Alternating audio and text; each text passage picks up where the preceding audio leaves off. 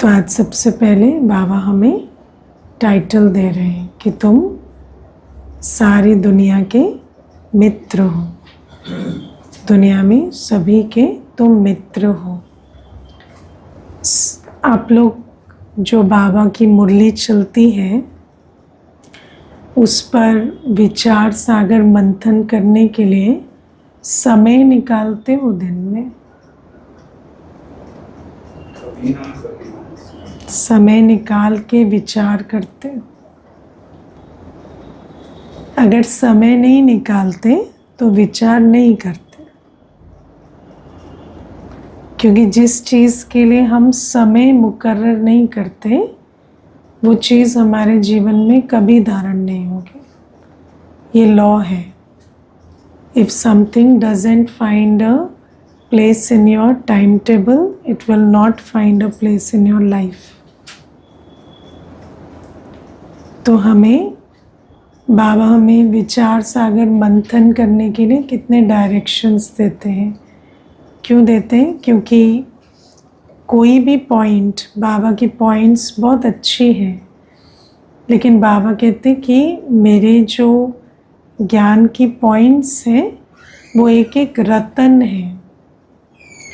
लेकिन वो रत्न कब बनते हैं? जब हम उस ज्ञान के पॉइंट को धारण कर लेते हैं, तो वो पॉइंट हमें वैल्यूएबल बनाती है। जब वो पॉइंट हमारे जीवन में धारण होती है, तो हमें पॉइंट पर अगर हम समय निकालकर विचार सागर मंथन ना करें तो बाबा ने क्या कहा वो बुद्धि में भी नहीं जाएगा। एक कान से सुना, दूसरे कान से निकाल दिया। बुद्धि में जब तक उसको घोटेंगे नहीं, जब तक उसके साथ बैठेंगे नहीं, बुद्धि लगाएंगे नहीं, तो वो पॉइंट कभी जीवन में धारण नहीं होगी। तो इसीलिए बाबा की आपको कोई ऐसा नहीं है कि हर पॉइंट पर आपको विचार सागर मंथन करना है, पर एक दिन की मुरली से एक पॉइंट तो लेंगे ना, है ना। तो एक पॉइंट पर भी अगर हम लेकर अपनी बुद्धि को चलाएं तो वो एक पॉइंट तो मेरे अंदर धारण हो, पहले बुद्धि में धारण होगी तब तो जाकर आचरण में आएगी। जैसे बाबा ने तो आज कह दिया कि तुम मित्र हो और तुम्हारे में शत्रुता नहीं होनी चाहिए। लेकिन क्या होते हैं मित्र के गुण? क्या मैं वास्तव में अपने आप को विश्व की सारी आत्माओं का मित्र समझता हूँ? मेरे अंदर ये अवेयरनेस रहती है? कोई भी अगर सामने से जा रहे हैं या आपके पास बैठे हैं तो आपका वो एटीट्यूड रहता है, मैं इनका मित्र हूँ ना। हर आत्मा के प्रति मित्र वाला एटीट्यूड रहता है। तो बाबा हमें आत्माओं के साथ हमेशा एक ही संबंध बताते हैं, भाई भाई। लेकिन आज बाबा ने एक दूसरा संबंध हमें आत्माओं के साथ बताया, मित्र का। अब क्या होती है मित्रता? आजकल क्या है दुनिया में? मित्रता का दूसरा नाम कुसंग है ना। क्योंकि अभी देखो, एक भाई था तो उसकी माँ ने उसको कमरे में बंद कर रखा था। उसको घर से, कमरे से निकलने की परमिशन नहीं थी। लिटरली लॉक लगा कर रखती थी। तो उसकी कोई नेबर थी, तो वो आती थी सेंटर पर, तो उसने मुझे बताया कि वो माता ऐसे अपने बेटे को लॉक लगा कर रखती है। तो फिर धीरे धीरे उसकी भी सेवा की। वो माता आती थी तो वो माता भी आई जो बेटे को लॉक लगा कर रखती थी। तो कुछ दिनों के बाद उसने मुझे बताया स्वयं से। तो मैंने उसको पूछा, आप ऐसा क्यों करते हो? तो कहती फ्रेंड्स से ना मिले। क्योंकि फ्रेंड्स के चक्कर में पड़ के ड्रग्स खाने लगा था। तो जितने इसके फ्रेंड्स हैं सब ड्रग्स वाले हैं। तो अब घर में बैठा रहे, ना पढ़े, कुछ ना बने, हमें प्रॉब्लम नहीं है। कहती हम इसको लॉक लगा कर रखते हैं, इसको किताबें भी दे रखी है, लैपटॉप भी दे रखा है, सब कुछ दे रखा है, लेकिन घर से बाहर नहीं जाएगा, क्योंकि घर से बाहर जाते ही ये उन दोस्तों के चक्कर में पड़ जाता है। तो फिर उस समय पर बोलती वो माता खुद भी कहती हमें नहीं पता हम सही कर रहे हैं या गलत कर रहे हैं, लेकिन फ़िलहाल तो यही सल्यूशन हमें दिखाई दे रहा है और हम यही कर रहे हैं। तो हमने कहा ठीक है, हमें भी और कुछ सूझ तो नहीं रहा, तो देखते हैं, चलो। अब 2 वर्ष के बाद वो बच्चा एक्चुअली एक बहुत अच्छे कॉलेज में दाखिला लिया,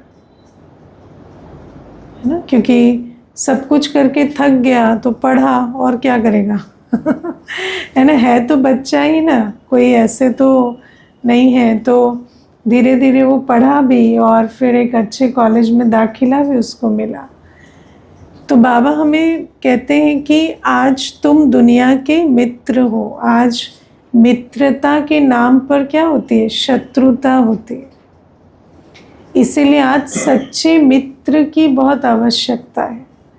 आज दुनिया में जो जब मित्रता होती है तो उस मित्रता में जो बातें आप शेयर करते हो, बाद में आप उसको बहुत रिपेंट करते हो, रिग्रेट करते हो, क्योंकि जैसे ही वो संबंध बदल जाता है तो उन्हीं बातों को, है ना, उन बातों का मजाक उड़ाया जाता है या कुछ, है ना। इसीलिए आजकल क्या हो गया है कि मित्रता बहुत बदनाम हो गई है तो बाबा हमें कहते हैं कि ये आजकल मित्रता भी कैसे होती है? पार्टनर इन क्राइम, कि मिलकर गलत काम करते हैं, उसकी मित्रता ज़्यादा है। लेकिन वास्तव में मित्र की क्वालिटी क्या होती है?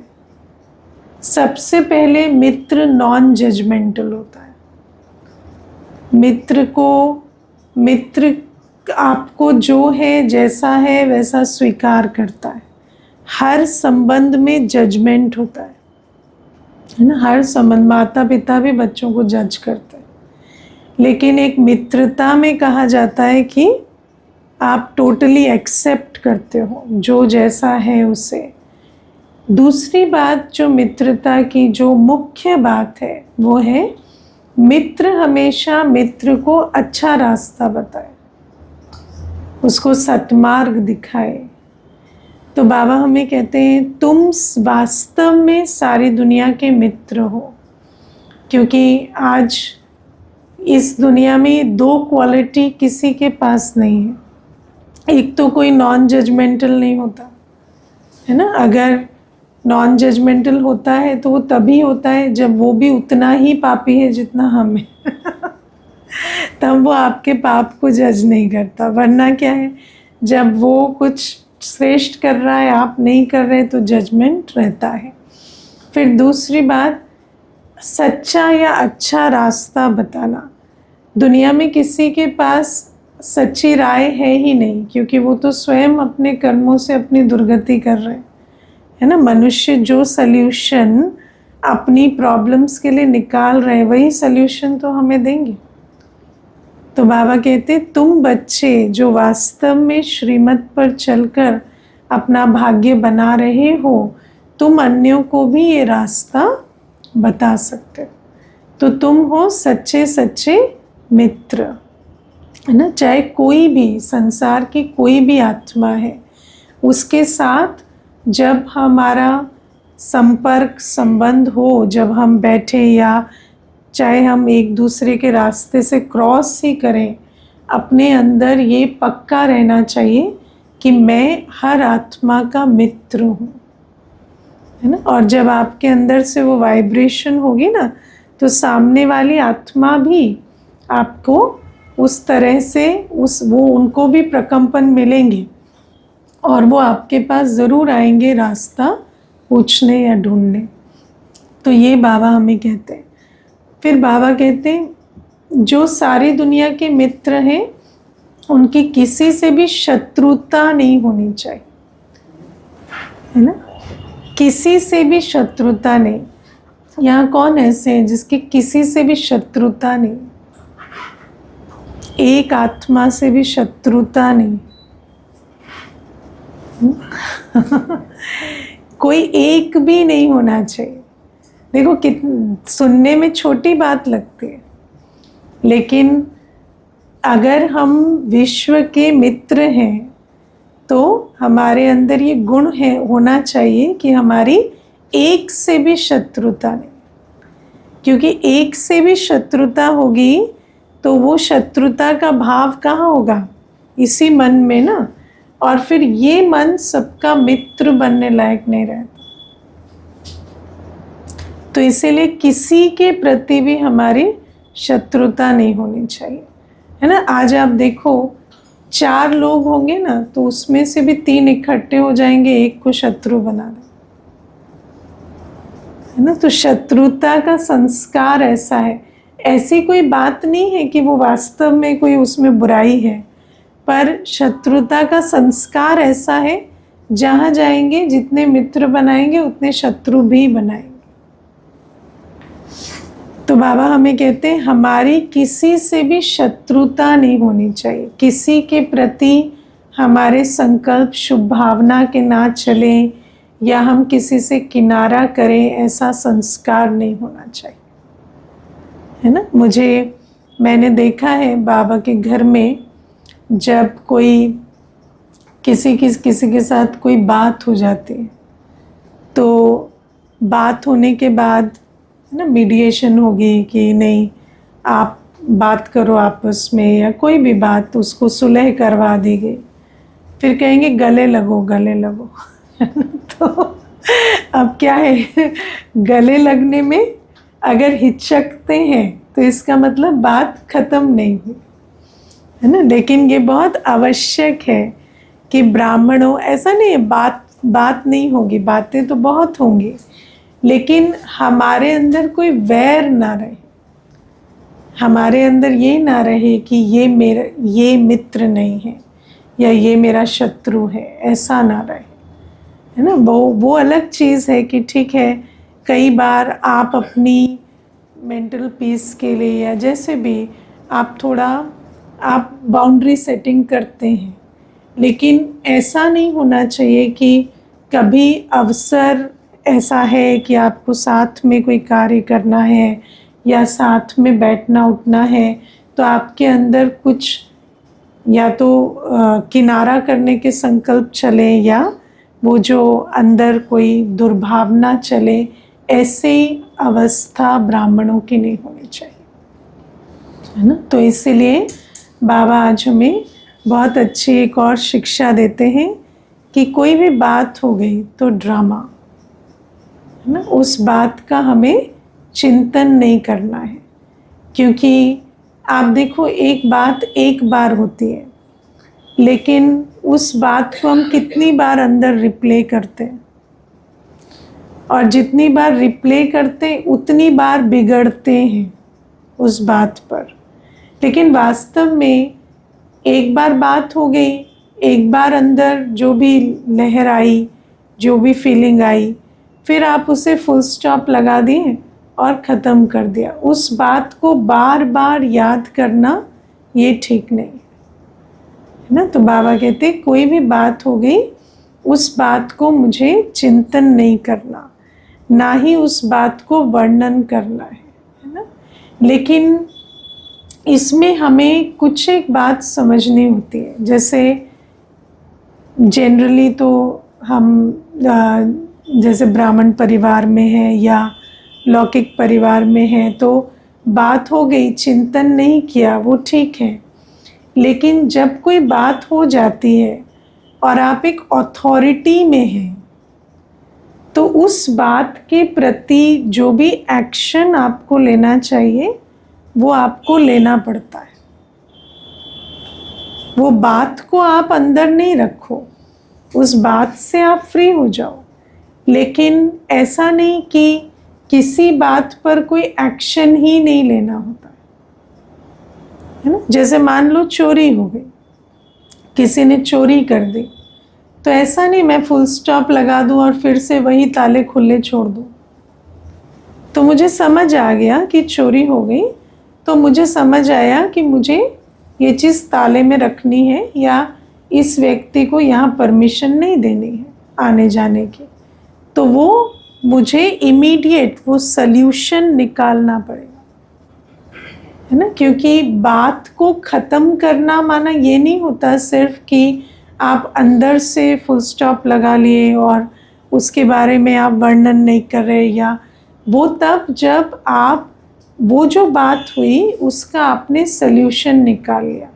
और सल्यूशन निकालना बहुत ज़रूरी है, क्योंकि जब हम किसी भी संगठन में, आप एक ऑफिस में रहते हैं या आप अब मान लो किसी ने किसी के साथ दुर्व्यवहार किया, आप एक ऑफिस सेटिंग में, आप अथॉरिटी में हैं, किसी ने किसी को गलत हाथ लगा दिया, तो क्या आप कहेंगे ड्रामा है भूल जाओ? नहीं। तो उस बात को हमें बार बार नहीं बिगड़ना, लेकिन जो उसका डिसिप्लिनरी एक्शन है वो आप ले लें, है ना। वो बात अगर आपको ऐसा लगता है कि ये व्यक्ति ने पहली बार कोई चीज़ की है, तो उसको नौकरी से तो नहीं निकाल देंगे ना, तो दूसरा चांस उसे देंगे। अगर रिपीट हो रहा है तो नौकरी से भी निकालेंगे। तो ऐसा नहीं कहा जा रहा है कि ये जो बाबा की जो ज्ञान की मुरली होती है, इसको बहुत ठीक से समझना बहुत ज़रूरी है। बात को अंदर रखकर बिगड़ते रहने से कोई फ़ायदा नहीं है, लेकिन जो बात का जो कोई बात हुई तो उसका और अगर आप अथॉरिटी में हैं, अगर मैं अथॉरिटी में नहीं हूँ, मान लो देश में कोई बात हो रही है, कोई वर्ल्ड न्यूज़ में देख रही हूँ, अब उस बात में मेरी कोई अथॉरिटी नहीं है, तो उसका मैं चिंतन ना करूं, क्योंकि मेरे बस की चीज़ ही नहीं है, मेरा वहाँ कोई रोल नहीं है। लेकिन अगर मैं अथॉरिटी में रहकर ये कहूँ कि ये बात हो गई, आप फुल स्टॉप लगा दो, नहीं, जो बात हुई उसकी जो एक्शन बनता है वो आपको लेना पड़ेगा।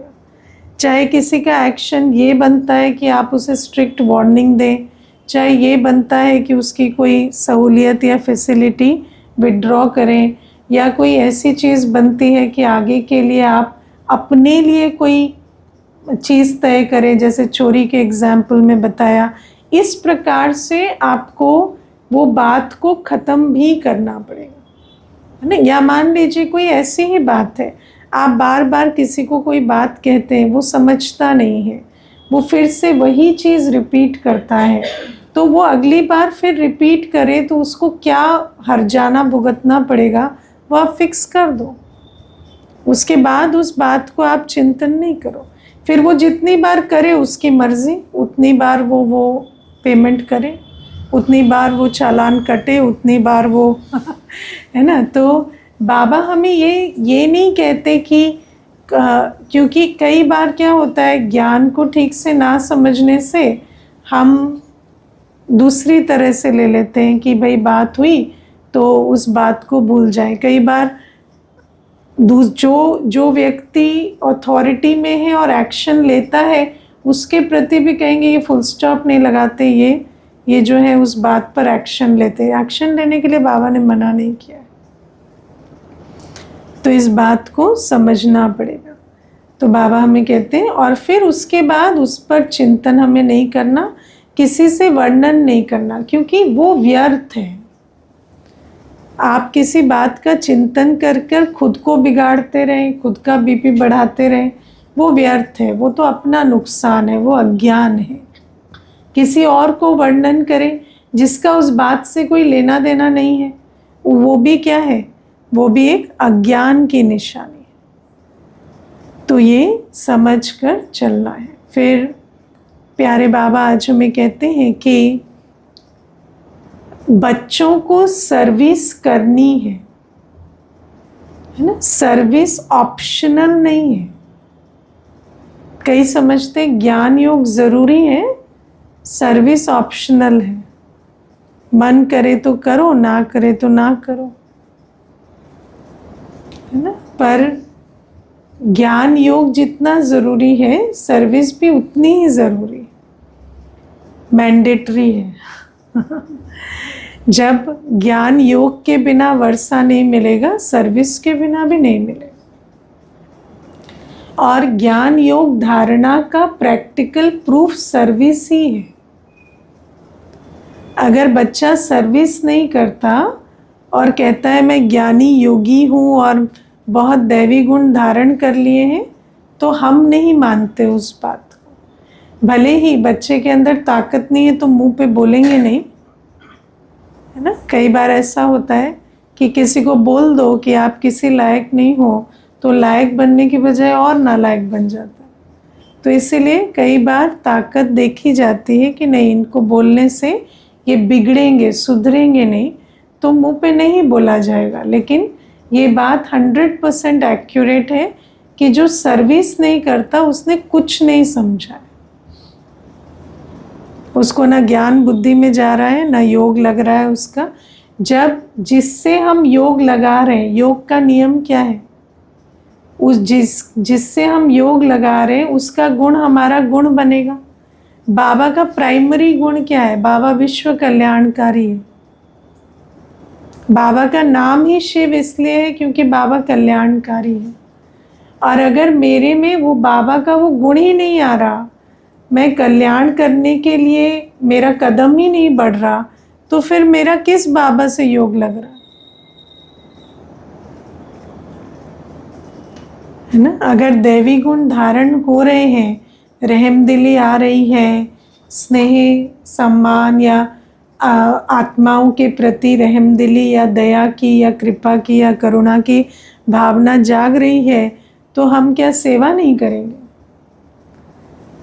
तो ये बिल्कुल नहीं कोई समझे कि सर्विस ऑप्शनल है और बाकी 3 सब्जेक्ट ज़रूरी है, क्योंकि कई ब्राह्मण ऐसा समझकर चलते हैं, है ना। बहुत शान से कहते हैं हम ज्ञान में चलते हैं, है ना। ज्ञान में चलना माना सर्विस करना, है ना। कई बार हमें कहते हैं हम 2 वर्ष से ज्ञान में हैं, तो हम उनको दूसरा प्रश्न क्या पूछते हैं पता है? आप किस सेंटर पर अपनी सेवा देते हैं? तो कहते हैं सेवा तो नहीं करते, तो ज्ञान में कब कैसे हैं आप? जब आपका कोई सेवा स्थान नहीं, सेवा ही नहीं करते, तो आप ज्ञान में कैसे चलते, है ना। तो ज्ञान योग धारणा का प्रैक्टिकल स्वरूप ही सेवा है ना। अब बार बार ये बातें हम नहीं बताते।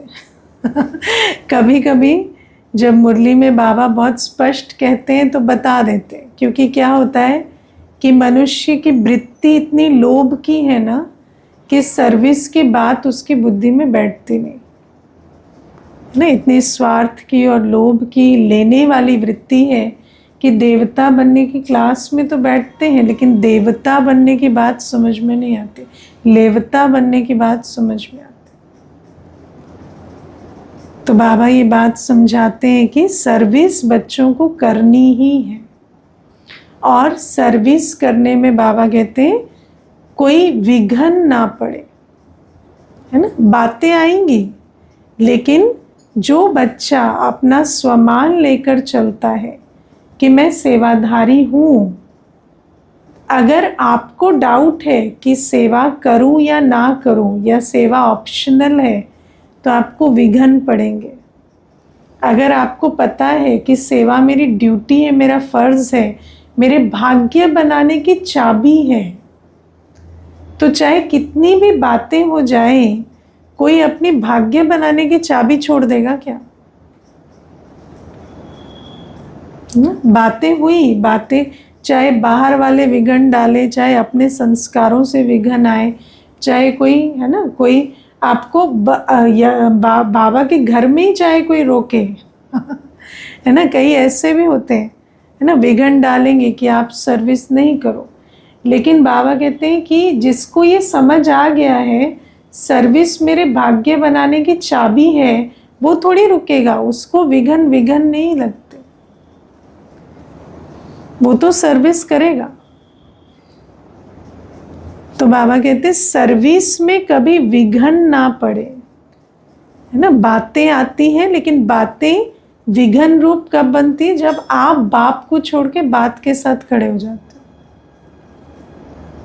है ना। और जब कोई भी बच्चा अपने मुंह से कहने लगे ना मुझे ये विघन है, तो उसको उस विघन से कोई नहीं निकाल सकता, क्योंकि वो उस विघन के साथ खड़ा है ना। उसको बाबा नहीं निकाल पा रहा, कोई कैसे निकालेगा, है ना। तो उनको मोटिवेट नहीं किया जाता है जो अपना स्वमान ही ये बना ले ना कि मुझे ये विघन है, उसको फिर मोटिवेट नहीं किया जाता, क्योंकि उसने तो उस विघन को अपने अंदर स्वमान की तरह धारण कर लिया है। उसको क्या मोटिवेशन दे। जिसको समझ नहीं आ रहा कि मैं जो कर रहा हूँ अपना भाग्य बनाने के लिए कर रहा हूँ, उसको क्या मोटिवेशन। तो बाबा कहते हैं न ज्ञान, न योग, न धारणा, न सेवा, किसी में भी विघन नहीं पड़ने चाहिए। और विघन नहीं पड़ने चाहिए माना कोई बाबा माया को नहीं रोकेंगे, बाबा बच्चों को कहेंगे क्या बड़ी बात है, कोई भी बात है, तुम क्यों रुकते हो, तुम चलो। और मैं अपने निजी अनुभव से बताती हूँ, अगर आपके अंदर इतनी दृढ़ता है कि मेरी ईश्वरीय सर्विस मेरी जिम्मेवारी है और मुझे करनी है, तो फिर चाहे कोई कितना भी चाहे आपको नहीं रोक सकता। लेकिन अगर आपके ही अंदर ये आ गया है कि मैं करूं या ना करूं, ये ऑप्शनल है, तो फिर कोई छोटी सी बात भी कारण बन सकती है ना। जो चाहता है उसके लिए कोई कारण नहीं, और जो नहीं चाहता उसके लिए कोई निवारण नहीं। तो ये बाबा हमें समझाते विघन नहीं पड़ने चाहिए। फिर दूसरा बाबा कहते कोई कमजोरी नहीं दिखानी है ना। जब बाबा की जो सर्विस है ना, ये सर्व कमजोरियों पर जीत पाने की विधि है। हम सब कमजोरी में ही आए हैं, कोई ऐसे सर्वगुण संपन्न 16 कला संपूर्ण कोई नहीं बैठे हैं तो मुझे ये नहीं आता, मुझसे ये नहीं होता, उसका गाना नहीं गाओ। कौन सा गाना गाना है हमें, हुक्म ही हुक्म चला रहा है, जब उसने सेवा दी है वो शक्ति भी देगा। कमजोरी को शक्ति में परिवर्तन करने वाला बैठा है, तो मैं अपनी कमजोरी का गायन क्यों करूं, है ना। मैंने देखा है एक दीदी थे, बहुत बुजुर्ग थे, 70 इयर्स से, तो सफाई करते थे एक मतलब सेंटर की। तो सब कहते थे कि आपको क्या ज़रूरत है, ज़रूरत तो कोई नहीं है, इतनी बहनें इतने भाई बहनें आते हैं, कोई भी कर सकता है। तो कहते नहीं मेरे ना शरीर में बहुत दर्द रहता है। तो शरीर का दर्द तो शरीर की एक्सरसाइज से जाएगा ना। तो मैं सारे दिन ये क्यों कहूँ मुझे दर्द है दर्द है, दर्द की जो दवा है वो कर लेते हैं, है ना। तो ये आप विचार करो कि बुद्धि में कितनी शक्ति है कि ये कहने के बजाय मेरे शरीर में दर्द है, मैं स्थूल सेवा नहीं कर सकता। उन्होंने समझा कि स्थूल सेवा से ही शरीर का दर्द जाएगा, और लॉ तो यही है। और बाबा हमें कहते हैं तुम्हारे अंदर कोई कमजोरी है, उस कमजोरी को स्वाहा कर दो। स्वाहा कैसे करते हैं, उसी कमजोरी, वही तन की, मन की, धन की, संबंध की, जो भी तुम्हारे अंदर कमी है उसी के द्वारा सेवा करो, तो उसमें ताकत भर जाएगी। और बार बार कहने से कमजोरी है, वो कमजोरी को बल मिल रहा है। तो बाबा कहते कभी भी अपनी कमजोरी का वर्णन सर्विस में नहीं करना, है ना। देखो मैं आपको बताती हूँ अपने निजी अनुभव की बात। मुझे बहुत स्टेज फ्राइट था, मैं स्टेज में खड़ी होकर बोल नहीं सकती थी, है ना। लेकिन पहली बार, आज से कई वर्षों पहले, माना 15-17 वर्ष पहले की बात है, जब मुझे दीदी ने स्टेज से बुलाया और बोला यहाँ खड़े हो जाओ और बोलो, तो मैंने ना नहीं किया। मैंने कहा ठीक है, अगर बाबा कह रहा है बोलने को तो बोलेंगे। मैं सब कुछ भूल गई, वहाँ मैंने कोई भी बात ठीक नहीं कही। वहाँ पर है ना, जो इनविटेशन का जो प्रोसीजर होता है ना, पहले आप बुलाएंगे, बिठाएंगे, बुके देंगे, जो भी था सारा हौच पौच कर दिया मैंने, है ना। उसको है ना, बुके वाले को पहले बुला लिया, इनको बाद में बुलाया, क्योंकि ऑलरेडी तो अंदर इतना कमज़ोर संस्कार है ना कि नहीं कर सकते, स्टेज पे डर लगता है। तो जब ऐसा हुआ तो मुझे दीदी ऐसे देखते रहे और बोले कोई बात नहीं, कोई बात नहीं, ठीक है ठीक है ठीक है। तो ठीक है करते करते मैंने भी कहा ठीक है। जब दीदी ने कहा ठीक है, तो मैंने अपनी बुद्धि नहीं चलाई कि नहीं ये गलती हो गई, ये ऐसा हो गया। अगर गलती होती तो वो कहते ना, उन्होंने नहीं कहा ना, तो नहीं कहा तो ठीक है। और अगर सच में नहीं होगा तो अगली बार नहीं देंगे ना मौका। तो इतना समर्पण करके चले, तो आज बाबा ने वाणी खोली ना, तो बाबा कहते हैं कि कभी भी कमज़ोरी का वर्णन नहीं कर,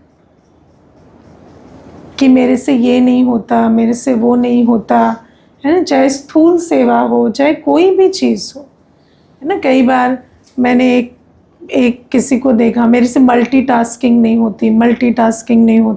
अब मल्टीटास्किंग क्या है ना, एक साइड रोटी बनाए, एक साइड दूध चढ़ाए, ये मल्टीटास्किंग हो गई। तो मैंने कहा सांस लेना, खाना खाना एक साथ कर पाते हो कि भूल जाते हो एक चीज़? क्या मल्टीटास्किंग है? कितने सारे फंक्शंस तो हम देख रहे हैं, सुन रहे हैं, सब कुछ एक साथ ही तो कर रहे हैं ना। तो फिर मल्टीटास्किंग नहीं होती कह के अपनी कमज़ोरी को क्यों बढ़ाना है ना। अपने अंदर स्वमान पैदा करो कि बाबा ने अगर मुझे 4 चीज़ें एक साथ हैंडल करने को दी है तो क्यों नहीं कर सकते? ऐसा क्या है? रोबोट भी 5 काम एक साथ कर लेता है, हम क्या रोबोट से भी गए गुजरेंगे? तो बाबा हमें कहते कभी कमज़ोरी को बुद्धि में नहीं लो, कभी ना नहीं कहो। बाबा हमें जो भी सेवा देते हैं, उस सेवा को हम हाँ जी करेंगे तो बाबा उसके लायक हमें बना देंगे। हम ना नहीं कहें। मुझे याद है रमेश भाई साहब अपना एक अनुभव सुनाते थे, बहुत अच्छा अनुभव, कि एक बार एक बड़ा प्रोग्राम हुआ। तो उस बड़े प्रोग्राम में फिर क्या होता है, सभी पूरी तरह से जैसे उनका सारी शक्ति लगती ही है। तो जैसे ही प्रोग्राम ख़त्म हुआ तो शाम को जब उस प्रोग्राम के समापन की मीटिंग हुई, तो दादी ने, प्रकाशमणि दादी जी को बहुत सेवा की लगन होती थी। तो दादी ने कहा कल सुबह है ना, हम प्रभात फेरी निकालेंगे। प्रभात फेरी जानते हो कि चारों तरफ स्लोगन्स लेकर और हम सभी जाएंगे और स्लोगन्स को आवाज़ के रूप में भी और वैसे भी सबको सुनाएंगे कि धरती पर भगवान आया है। तो अब प्रभात फेरी के लिए परमिशंस लेने होते हैं और काफ़ी चीज़ें होती हैं। तो रमेश भाई साहब को अंदर आया कि अभी अभी प्रोग्राम ख़त्म हुआ है, अभी अभी प्रभात फेरी। तो फिर उन्होंने कहा कि ये तो अभी पॉसिबल नहीं होगा। तो दादी ने कहा नहीं, ये तो होगा, बाकी आप करेंगे या नहीं वो आप देख लीजिए, है ना। तो फिर भाई साहब ने कहा नहीं, मैं तो अभी नहीं कर सकता, है ना। तो फिर वो निकल गए। जब आधे रास्ते पहुँचे तो जैसे बाबा ने उनको टचिंग दी कि तुम्हें दादी ने एक बना बनाया अवसर दिया भाग्य बनाने का, और थोड़ी सी हिम्मत से के कमी से तुमने उस अवसर को छोड़ दिया, तो वो वापस गए और दादी को कहा कि मैं तो करूँगा जो भी आप सेवा है। अब जब उन्होंने हिम्मत दिखाई तो जैसे ही परमिशन लेने गए, सेकंड में परमिशन मिली। मतलब वो ऐसा था कि इनका कहना और उधर से होना। और आप विचार करो कि एक ना से ये इतना बड़ा जो पुण्य का भाग्य था वो वंचित हो जाता। तो ये भाई साहब अपने अनुभव में सुनाते थे ये बात। तो आप विचार करो कि बाबा कहते हैं मैं तुम्हें अवसर दे रहा हूं और तुम ना क्यों कह रहे हो? तुम हाँ जी तो करो, सब कुछ हुआ पड़ा है, हिम्मते बच्चे मददे बाप, है ना। फिर बाबा जी बहुत बड़ी चीज कहते हैं कि सर्विस में धोखा नहीं देना है ना। सर्विस में धोखा कई प्रकार से दिया जाता है।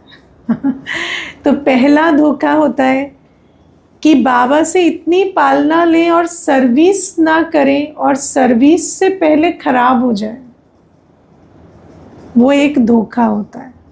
कई ऐसे होते हैं बचपन में जब पालना लेने का समय था तो लिए, लेकिन जैसे ही लायक बनने लगे तो बिगड़ गए, है ना। जैसे बच्चा है ना खाए पिए जवान हो जाए और फिर मर जाए। तो माँ बाप को धोखे का अनुभव होता है। तो ये एक प्रकार का धोखा होता है ना। फिर दूसरा धोखा होता है जब हम सर्विस तो कर रहे हैं पर उसमें मैंपन मेरेपन की मिक्स है। सर्विस में जो निमित्त भाव निर्माण भाव होना चाहिए वो नहीं है ना। वहाँ विकार भी है, मैंपन भी है, मेरापन भी है, मेरा नाम मेरा मान मेरा शान भी चल रहा है। तो ये भी क्या है, सर्विस की आड़ में जैसे है ना अपना स्वार्थ चल रहा है। तो ये भी एक प्रकार का धोखा होता है। तो बाबा कहते हैं सर्विस में बच्चों को धोखा नहीं देना। फिर तीसरा धोखा क्या होता है कि सर्विसेबल बनने की जो मेहनत करनी चाहिए वो नहीं कर रहे।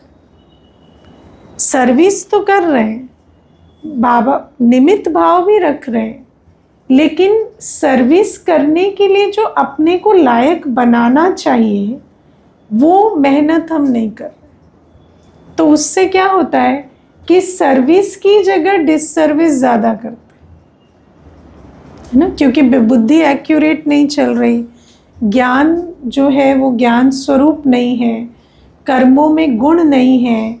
तो क्या होता है, कर तो बहुत रहे हैं लेकिन उससे फल और बल जो निकलना चाहिए वो नहीं निकल रहा।